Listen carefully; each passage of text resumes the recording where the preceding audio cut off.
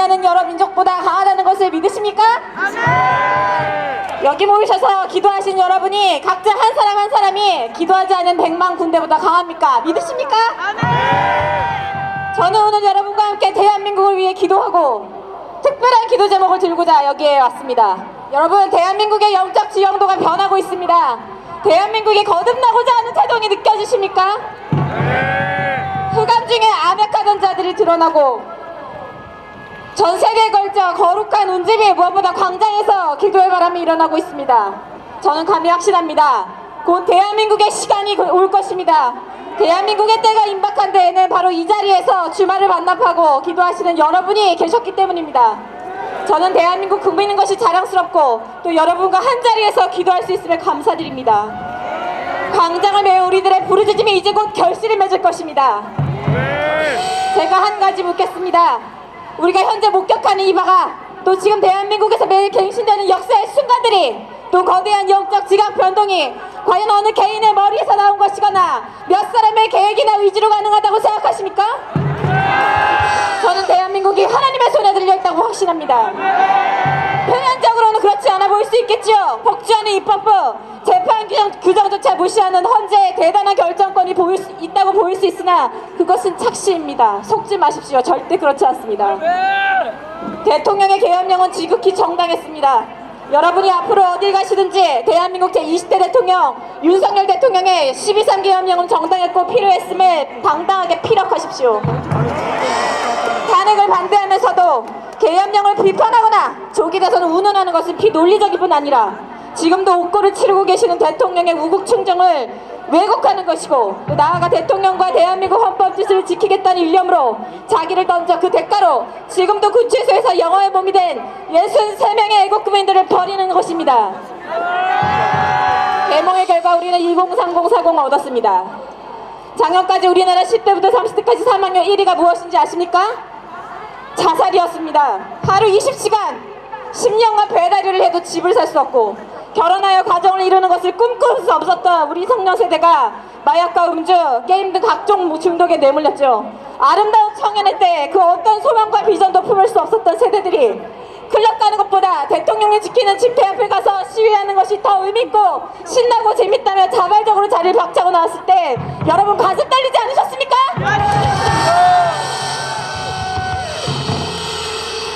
우리의 젊은 세대가 다시 태어나고 있습니다. 이 사실 하나만으로도 현재 우리 대한민국이 겪는 지통은 충분히 가치가 있습니다.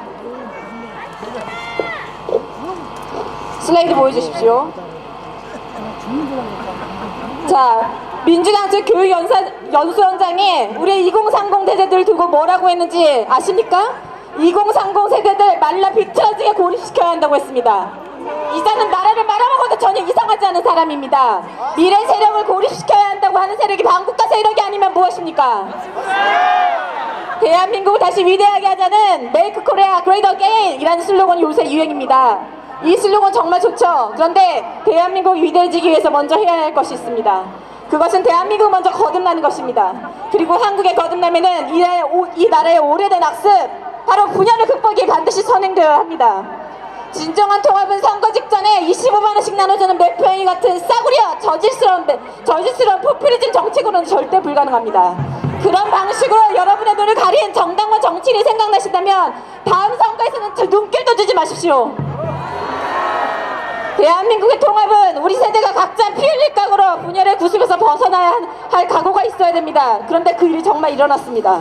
옳은 것을 추구하기 위해 전 국민이 하나가 되는 것은 기적입니다. 그리고 그 기적이 바로 대한민국 지금 이 현장에서 일어나고 있습니다.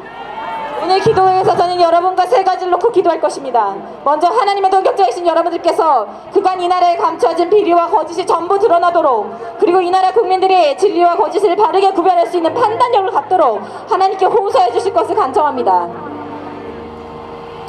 미국 47대 대통령인 도널드 트럼프가 당선의 시절부터 미국 내 이너서클, 딥스테이트를 저격하며 반드시 잡겠다고 이를 갈았던 것을 아실 것입니다.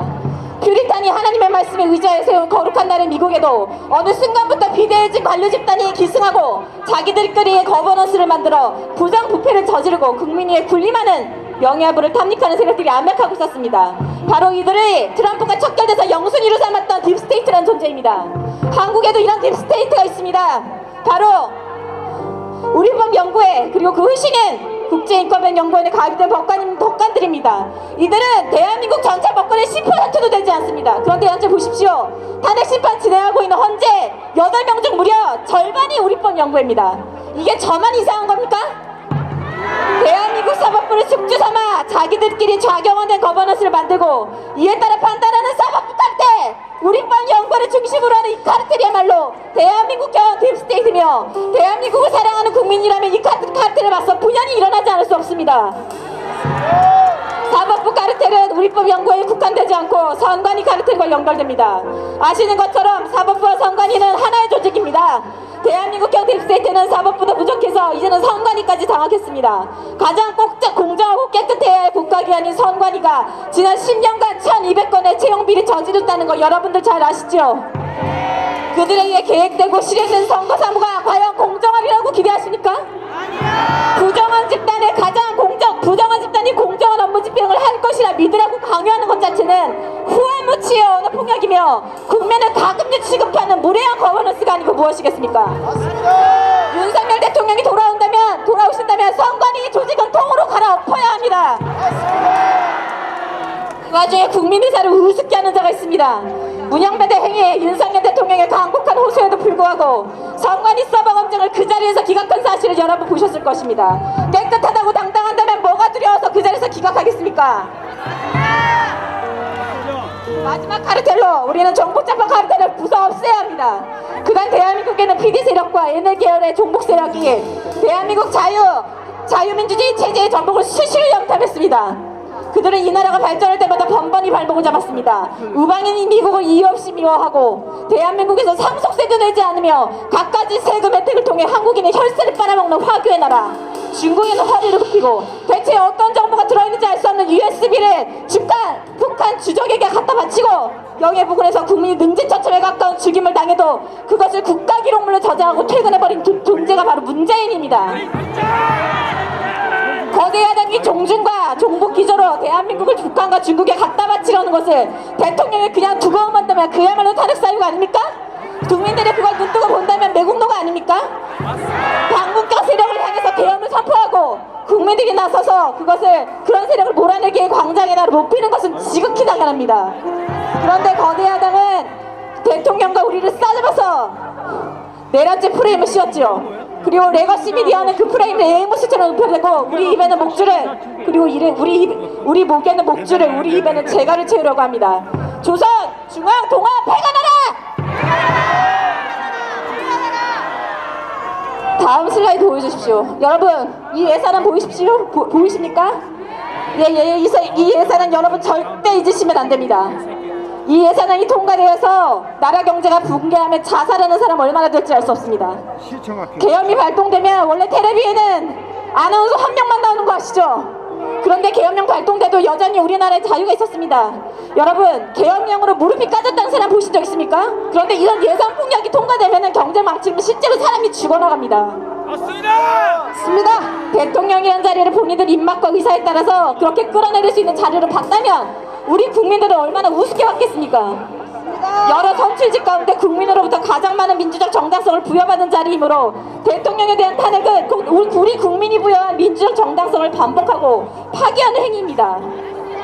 마땅히 국민의 의사가 반영돼야 할 뿐 아니라 지금처럼 탄핵을 반대하는 민의가 너무 분명하고 확실한 상황에서도 탄핵을 계속 밀어붙이는 것은 바로 우리 국민에 대한 심각한 도전이라고 할 수 있습니다. 이것을 모른다면 공직자의 자격이 없는 것이고 알고도 한다면 그는 국한문란의 중대범죄자, 곧 내라는 제목으로 다스려야 하는 자입니다. 맞습니다. 다음 슬라이드 보여주십시오. 여러분, 대통령이 아주 어렵고 힘겹게 싸우고 있습니다. 이 자리에서 제가 그간 헌재가 자행한 위법적 재판 진행에 대해 다 말씀드릴 수는 없지만 오늘 여러분이 반드시 알고 가셔야 하는 것에 대해서 한 가지만 말씀드리겠습니다. 헌재법에 따르면 재판 중에 수사 기록을 절대 볼 수 없습니다. 그런데 지금 옥고를 치르며 수사와 재판받고 있는 국방부 장관과 군 장성들 관련 기록 그냥 봤지요. 이거 엄연한 헌법재판소법 32조 위반입니다. 헌재의 주장은 형사소송법이 준용은 되지만 그것을 완화에 적용한다는 것입니다. 그리고 그 근거로 헌재법 제40조 제1항을 제시합니다. 그런데 이는 정말 어처구니 없는 주장입니다. 여러분 아시지만 헌법재판소 재판은 3심제가 아니라 단심제입니다. 헌재에서 이런 평의를 내놓는 것에 대해서 이해할 수 없는 이유는 그 근거는 40조 2항입니다. 여러분 40조 2항을 기억하셨다가 헌법재판소 개시판에 가셔서 지금 헌재가 탄핵심판에 대해 있어서 일반 형사소송보다 완화된 기준을 적용하고 한 것은 이 조항에 어긋난다는 것을 기억해 주십시오. 이 조항에 따르면 민사소송에 완화된 증명을 허락하는 규정은 증거의 채택과 조사에 있어 엄격한 증명을 요구하는 형사소송법 규정을 어길 수가 없습니다. 저 같은 변호사가 이걸 하는데 헌법재판관이 모르면 되겠습니까? 안 됩니다. 여러분 저는 지금 23명의 변호사님들과 함께 서부지구 사태에 연루된 청년들을 변호하고 있습니다. 이들의 소식을 전하며 여러분께 기도를 부탁드립니다. 수사기관은 단순 참가자, 심지어 법원 근처에 가지도 않았던 사람들을 모두 한 묶음으로 묶어서 공범으로 일괄 기소했습니다. 단순 참관자를 법원 폭도로 둔갑시켜서 차별성 없는 불법 구속영장을 청구하여 구속한 것은 엄연한 불법 수사입니다. 이들을 변호하는 변호사 몇 명과 시민단체가 토끼몰이 과잉수사를 좌시할 수 없어 성명서를 내고 기자회견을 준비 중에 있습니다. 혹시 보시게 된다면 응원하고 지지해 주십시오. 저희들이 가장 화가 나는 지점은 서부 사태를 유발한 국회와 법원의 위법행위, 위헌행위는 전혀 문제 삼지 않으면서 청년들이 나라를 걱정하며 의문에 휩싸여 일어난 것에 대해 너무 가혹하게 대하고 있다는 것입니다. 저는 이 이중적이고 차별적인 잣대에 화가 납니다. 여러분 재판관이나 국회의원들 그들에게 주어진 이름과 권한이 과연 누구로부터 나온 것입니까? 수많은 국민들로부터 나온 것 아닙니까? 그런데 왜 그들의 위법행위에는 전혀 추궁도 하지 않으면서 이들에 대해 정하는 청년들을 싸잡아서 폭도로 매도하고 구속상태에서 무조건 재판을 받아야 합니까? 이런 이중적인 잣대가 하나님께서 요구하시는 공의와 정의에 부합하기나 합니까? 심지어 이들을 향해서 극우 세력과 확신범이라며 모욕하는 발언은 서슴지 않고 있습니다.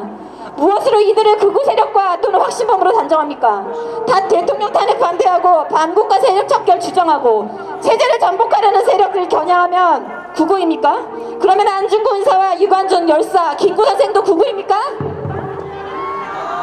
서부법원 사태는 그래도 사람에 대한 행위는 아니었습니다. 유리창 깨고 청사내에 진입하긴 했지만 다친 사람이 한 명도 없었습니다. 과거 80년대 한 총련 어땠는지 여러분 기억하시죠? 사람 얼굴에 대고 화염병 던지고 불을 지른 단체입니다. 그런데 이들에 대해서는 미래가 걱정된다는 이유로 전원 훈방 조치했습니다. 왜 보수 외국 국민들에게 이런 기준 적용해주지 않습니까? 왜 맨날 좌파만 봐주고 민노총 봐주고 페미니스트를 봐주고 동성애자 봐주는데 왜 성실하게 자기 살다가 의문에 걸쳐서 한 번 나온 청년들에게는 이렇게 매질입니까? 맞습니다. 슬라이드 보여주십시오. 여러분 제가 부산에서도 했던 말이 있습니다. 우리는 많이 화가 났지만 분노로는 나라를 구할 수가 없습니다. 그리고 이 생각에는 변함이 없습니다. 지금 우리는 남유다의 세 번째 왕이었던 아사처럼 기도해야 합니다. 절대로 사람이 주를 이기지 못하도록 기도해야 합니다. 또한 예레미야 경고처럼 통일장이 되신 하나님의 손에 들린 진흙 같은 대한민국을 위해 기도해야 합니다. 하나님께는 열방이 통 속에 물 한 방울 같다고 하셨습니다. 나라를 위한 기도는 나라의 와해가 아니라 새롭게 되는 것에 초점이 맞춰져 있어야 합니다. 여러분 종북, 종중, 이 여기에 미쳐있는 국회의원과 국회 미우시죠? 좌경화된 판사 몇 사람의 숙주화되어버린 사법부 믿기 싫으시죠? 국민이 준 권한으로 비리 저지르게 바빴던 선관위 버리고 싶지 않습니까? 그런데 여러분 이 기관들의 정상화를 위해 기도해 주십시오. 지금 이러는 대통령부터 아래로는 미성년자까지 구속돼 있습니다. 나라가 정상화되기 위해서는 탄핵 기각이 무엇보다 시급합니다. 재판석에 앉은 자에게 판결의 영으로 임하시는 하나님의 주권으로 사법부와 헌재를 주관하셔서 그들이 잘못된 판결을 내리지 않도록 기도해 주십시오. 또 대통령이 복귀하여 선거 시스템을 바로잡고 반국가 세력을 몰아내는 일을 끝까지 완수할 수 있도록 기도하여 주십시오. 또 이름 없이 지금 영화에 몸이 된 많은 애국 국민들을 위해 기도하여 주시기 부탁드립니다. 마지막으로 한 말씀만 올리고 내려가겠습니다. 저는 과거의 위대함이 재현되는 수준을 넘어 이 나라가 아직 단 한 번도 경험하지 못한 위대함의 절정을 맛보고 전 세계가 부러워하는 부국강병의 나라로 바로 설 것이라 믿습니다. 그리고 저는 반드시 살아서 그런 대한민국의 모습을 보기를 영원합니다. 이를 위해 대한민국은 먼저 하나님의 은혜로 거듭나야 합니다. 대한민국이 미국에 이어서 하나님을 예배하는 나라가 될 때 대한민국은 가히 우리의 상상과 기대를 초월할 것입니다. 저는 그것을 위해 기도하고 있고 여러분의 동참을 호소합니다. 여러분이 기도하면 현실이 될 것입니다. 감사합니다. 네, 감사합니다. 김필 변호사님 기도 제목 주시지 않으셨을까요? 네, 3가지 주셨는데 여기서 기도하시고 내려가실까요? 네, 그러면 찬양 같이 하시면서 통성으로 기도 같이 한번 하도록 하겠습니다. 찬양 바로 주세요. 전능하신 하나님 감사합니다. 하나님, 이 나라가 국회나 사법부의 손에 들려있는 것이 아니라 하나님의 손에 들려있음에 감사드립니다. 주님, 그간 이 나라를 암약하던 세력들, 거짓들이 드러나게 하시면 하나님 찬양합니다. 아버지, 우리나라 국가기관에 좌경화된 카르텔이 있습니다. 하나님의 손으로 뿌리 뽑아 주시옵소서. 윤석열 대통령이 하나님 구치소에서 성경을 읽고 있다고 합니다. 하나님 글 붙들어 주셔서 반드시 복귀하여 이 나라의 반국가 세력을 척결하는 임무를 끝까지 완수할 수 있도록 도와주옵소서. 주님, 마지막으로 지금도 이름 없이 빛도 없이 이 나라를 위해 기도하고 있는 수많은 국민들이 있습니다. 특별히 서부지법 사태로 구속되어 있는 64명의 청년들과 애국 국민들을 위해 기도합니다. 주님, 이들이 곧 석방되어서 자유의 몸으로 돌아올 수 있도록 역사해 주십시오. 이 나라를 하나님께 올려드리며 감사드리며 예수님의 이름으로 기도합니다. 아멘. 자, 여러분, 우리 변호사님 뜨거운 박수 한번 부탁드리도록 하겠습니다. 자, 바로 찬양 한 곡 이어서 듣고 가도록 하겠습니다. 찬양 주세요. 우리 다시 한번 박수 치시면서 또 태극기 가지신 분들 태극기 흔들면서 이렇게 찬양하고 힘차게 흔들도록 하겠습니다. 나의 간섭이신 하나님 내가 싣고는 완전하신 나의 생명 되신 하나님 내게 행하신 그 찬양합니다. 진실하신 하나님 예수가 없으신